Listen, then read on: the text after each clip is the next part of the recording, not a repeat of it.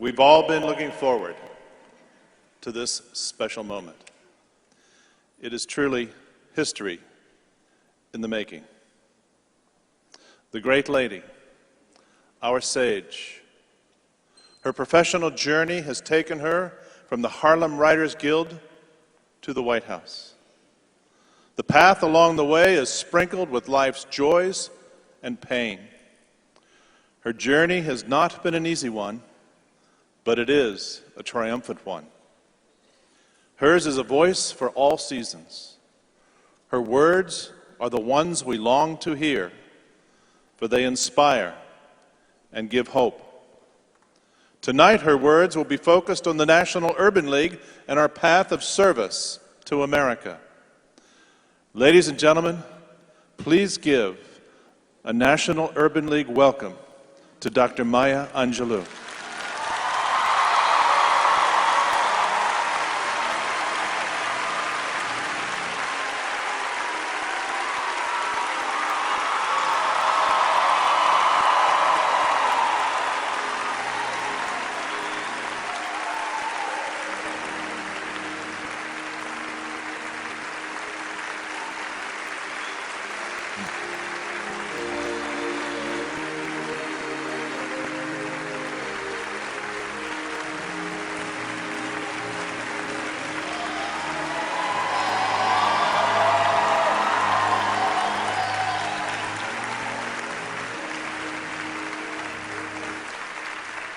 Dr. Angelou is joined by the Grammy Award-winning rapper and actor, Common.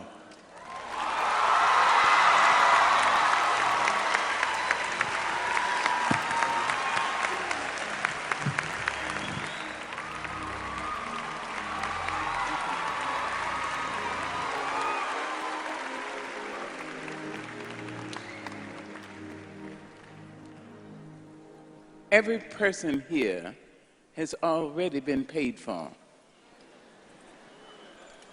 Whether the ancestors came from Eastern Europe, trying to escape the pogroms or little and large murders, arriving at Ellis Island having their names changed to something utterly unpronounceable, or if the ancestors came from England or Ireland and what was to become Germany, trying to escape the potato blight, if the ancestors came from anywhere in Europe, or for that matter from South America, Mexico, any of the islands, trying to find a place that would hold all the people. If the ancestors came from Asia in the 1850s to build this country, unable legally to bring their mates for decades, or if the ancestors came from Africa, unwillingly, lying spoon fashion in the filthy hatches of slave ships, in their own and in each other's excrement and urine and menstrual flow. They have paid for each of us already. I thought of the Urban League, and I thought of the men and women who formed it 100 years ago, many of them former slaves. And I thought how many people don't understand how they've been paid for. And so they call some of the men Uncle Toms, not considering how those men said, "No, boss, you didn't hurt me. I mean, you're not hurting my feelings. You called me stupid," so they could make enough money they could come home and feed somebody.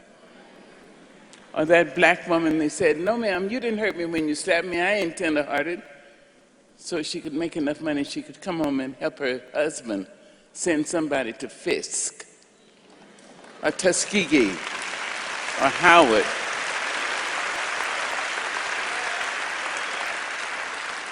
And I thought of this young man, a brilliant actor, a wonderful poet, called a rapper.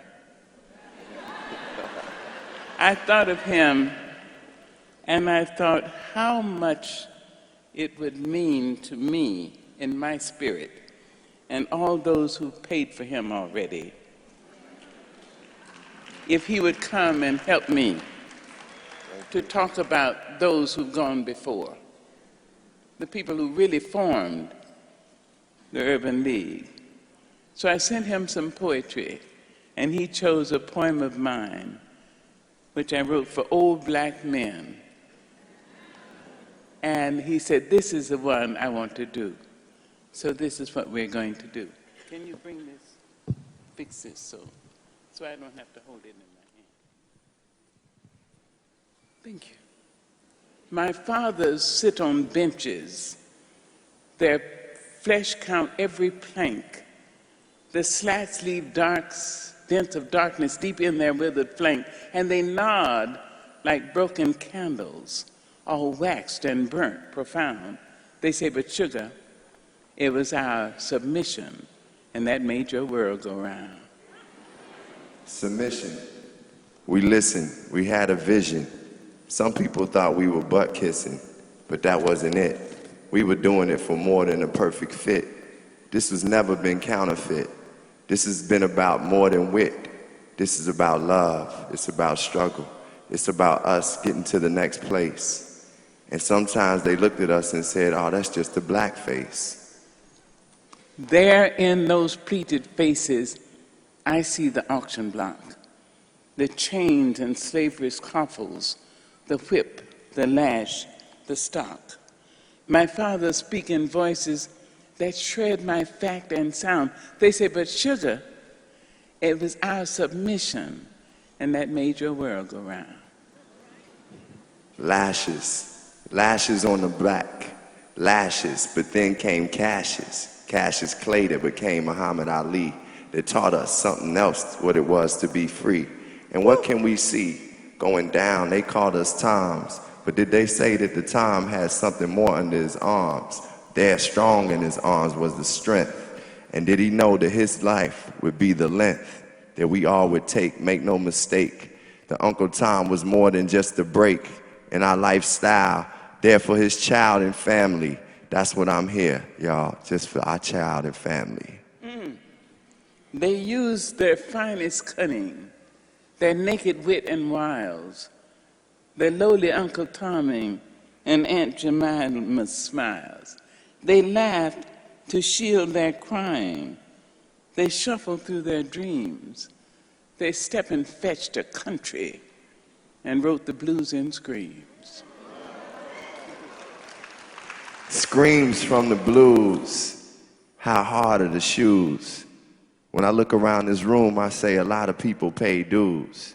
The people that pay dues, that's what we here for. They open doors that I never knew that I could explore. I look at Jesse Jackson, I look at Cornel West, and I understand why life has been put to the test, but they have passed it and mastered. And I sit here with Maya Angelou, thinking about things that I have to do. Yes, many people have paved the way and made things for us. So of course, not only in them, but in the Most High I trust.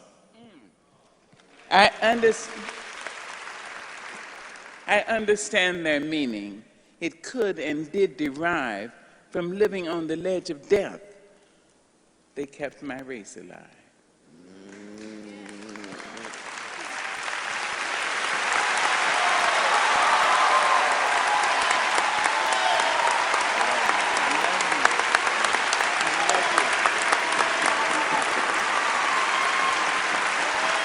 I just want to say I'm honored to be here.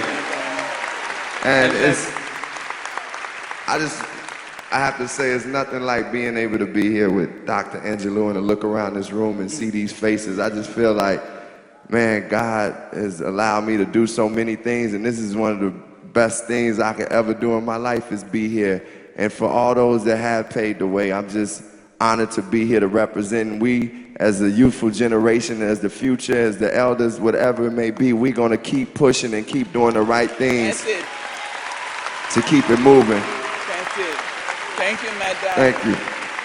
I love you, and God bless you. Thank you to the Urban League. God bless.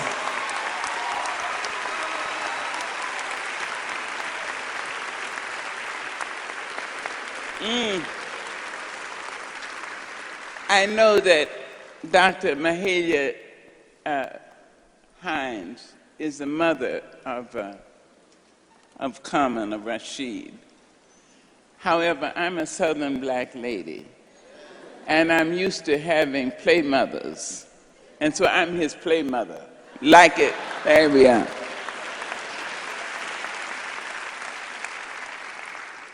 In the 50s, I sang with Tito Puente's orchestra. And his most powerful congoist was a renowned Mongo Santa Maria. And Mongo taught me a song.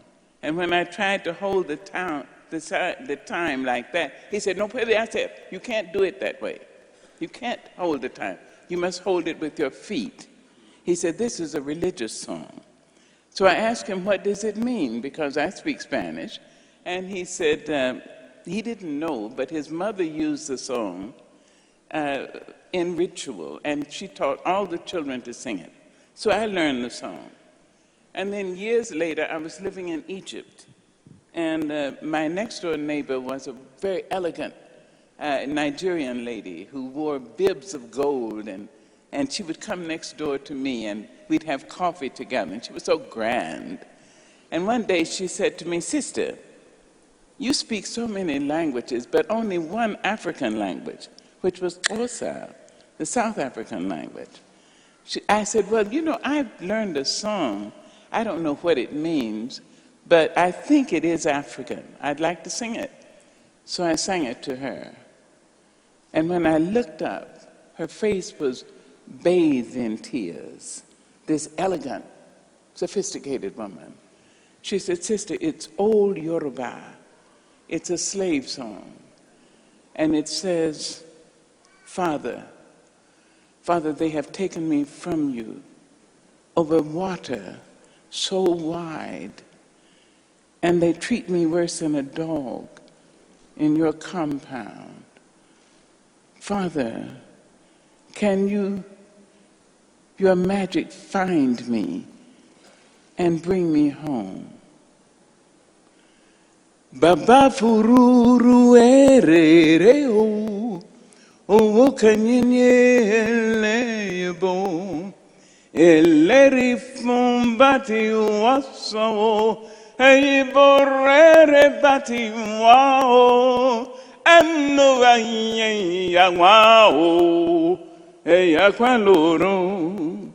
Centuries of voices have rumbled down the years. Voices stacked upon voices, close as accordion pleats. Voices telling and relating and retelling, informing the horrors of the stories of their lives.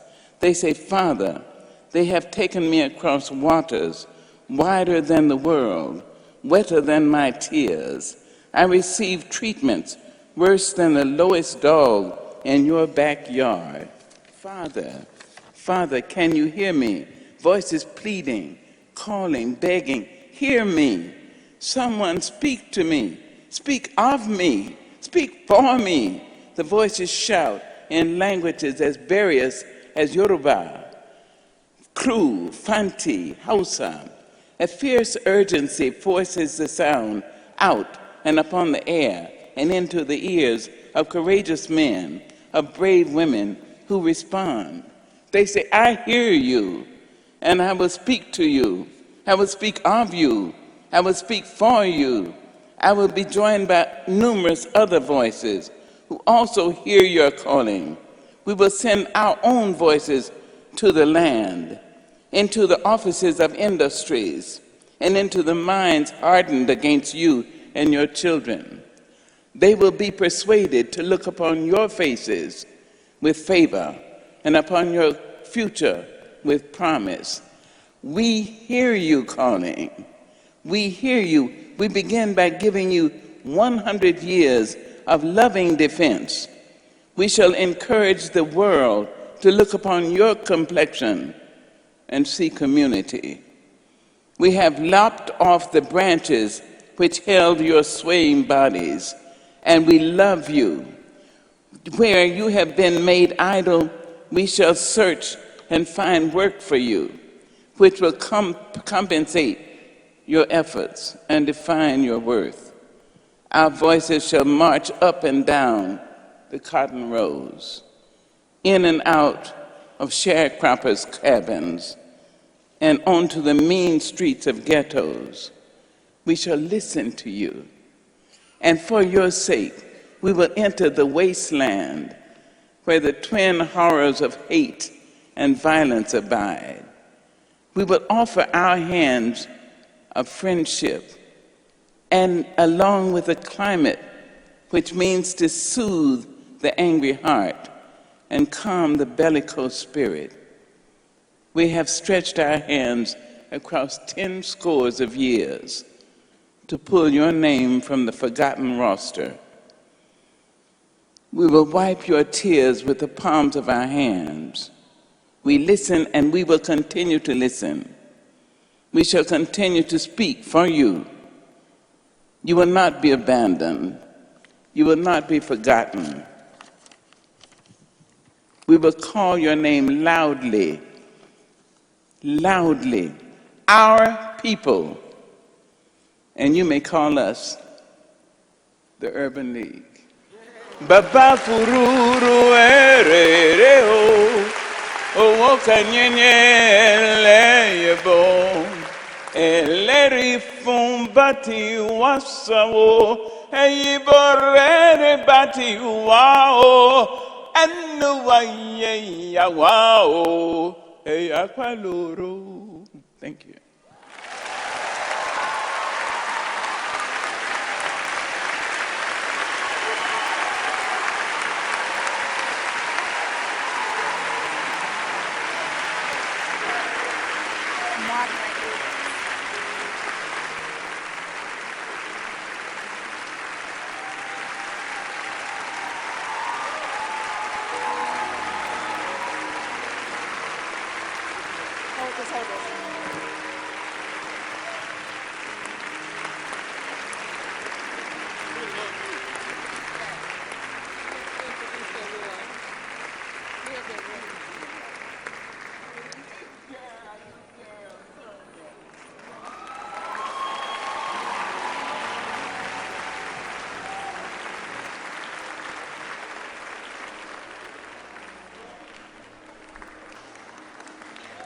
Rhonda has her award.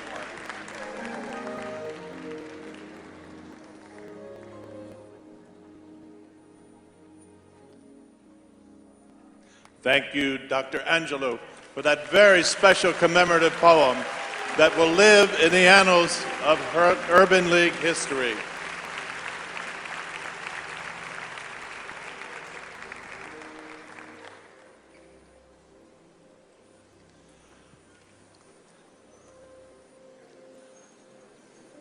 On behalf of the entire Urban League movement, I want to express our joy and thanks to you for that powerful commemorative poem.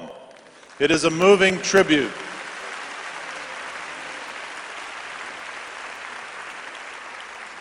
It is a moving tribute to our 100-year legacy of empowering communities and changing lives.